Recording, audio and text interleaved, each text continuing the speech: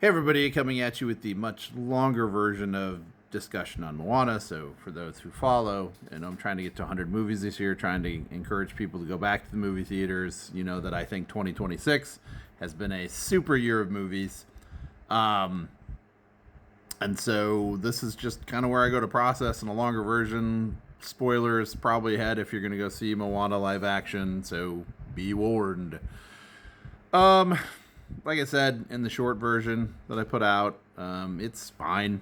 It's not bad. It's not good. A lot of people hating on this online, but it's summer and it's a kids movie, and I'd probably rather see 1,000 Disney remakes than ever have to see like The Breadwinner again. So it fills the day, growing up in the summer, popcorn movies, just having some fun, and people in the movie are having fun. The Rock's having fun.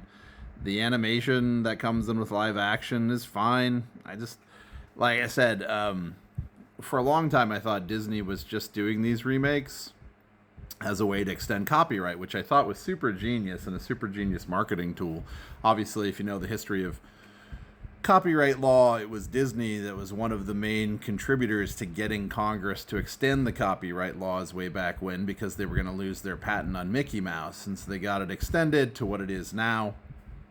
And I thought they tried to sue a couple more times, I think, to get more extensions and lifetime extensions, and they failed. So they, a few years ago, lost Steamboat Willie, Mickey Mouse, and obviously every year that passes within that copyright.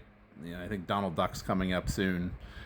So I thought this was super genius. Like, they're just going to do live remakes of every film they put out from their full-length animated library. So full-length Snow White, full-length Cinderella, Lady and the Tramp, Pinocchio.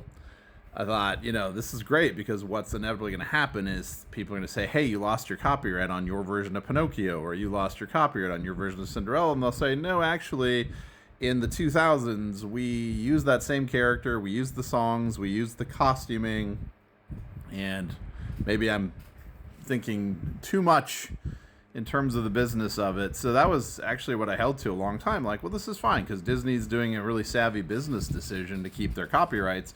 And then they started putting out movies that have just come out. So like Lilo and Stitch and this.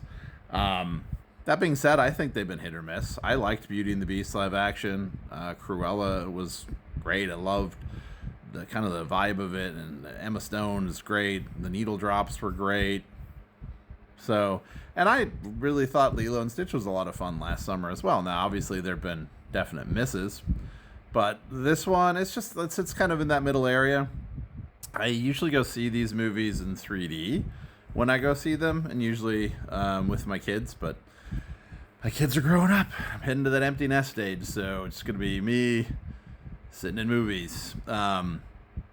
But I go see these in 3D because there's still enough animation in it, and they still do enough care for these movies. It's not like they're just kind of phoning them in. There were a lot of straight-to-video sequels growing up on movies that Disney did just kind of phone in. They were more or less animated TV series cobbled together as a movie, and they didn't always go the best, and it was clearly a cash cow making device. I'm a huge Disney fan. I've always been a Disney fan. I think there's still a lot of love in these movies. There's still a lot of time put into us. Obviously, the music is still good. Lin-Manuel Miranda wrote it right. There's still, like, the songs we know. I like the characterization of the cartoon characters that are still cartoon characters, right? Like, Hey Hey is fun. Pooh is fun. I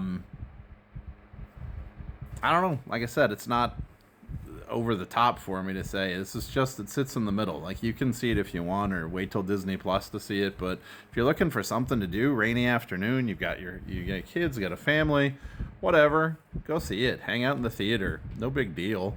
One of my favorite quotes, and I'm gonna botch the quote a little bit, is the author Dennis Lehane, who's one of my favorite authors, was interviewed for, obviously, a lot of his books have turned into movies, right? Like Shutter Island and so forth.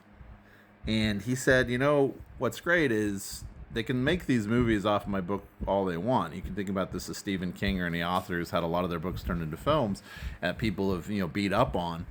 He said, it's great, they can make it, but the great thing is, it doesn't mean my book still doesn't exist. Like, you can still go to the book. You can still check out the book. You can still buy the book.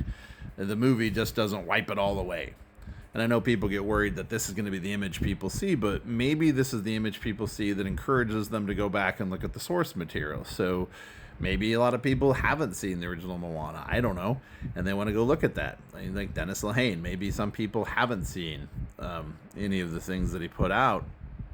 And they are like, hey, I want to go read the book. Right? So they do. Who knows? Like I said, it just sits in that kind of the middle of the road. The Rock was fine. Obviously, it actually made it a little better because it was a familiar voice, familiar character. He's playing it again, but he gets to tweak his character a little bit.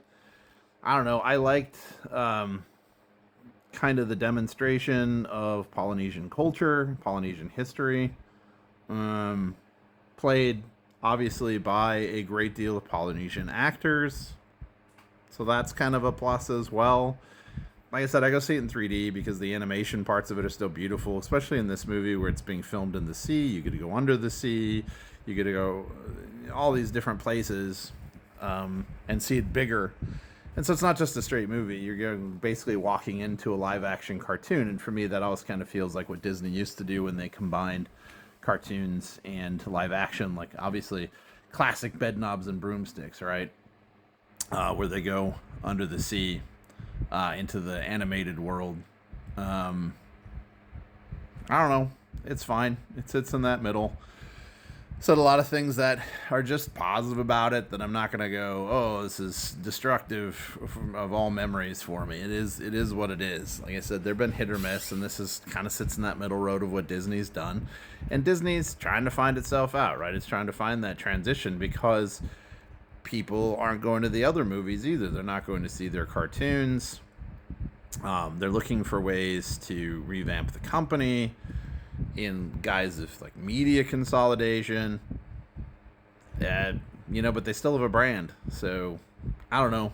You have to go and see what you think. If you like it, if you don't like it. I said for me, it's a lot better than sitting through some of the things that come out. And part of it, obviously, is it's sitting in the middle of a really great group of films this year. So, and obviously The Odyssey just came out, which isn't going to help it at all. But if you're looking for kind of counter programming, and The Odyssey is amazing, and I'm about to go see it for the second time, and I'd see that leading up to a third and fourth time as it would be. It's the place to go in the summer, right? We used to love going to summer movies and just hanging out in an air-conditioned theater, eating some popcorn, hanging out with other people. If we're going to get back to the movies and the movie theaters, we got to see what's out there. And we got to not just listen to the critics, but see how we feel about stuff. And that's the great thing about movies, like I said, right, is that some people like things, some people don't like things, and that's fine. People don't all have to like the same things, but if those of us who like different things all go and see those things, then they will do more of those things, and there'll be options available for all of us, rather than just kind of a streamlined mentality of people only want to see this. The options will be there for the rest of us. So, just like I do, seeing 100 movies this year, I'm trying to expand and experiment and see what's out there. So try it yourself. Again, see it, skip it, whatever you want to do. See it on Disney Plus. It's there. It's comfort food. It's Disney.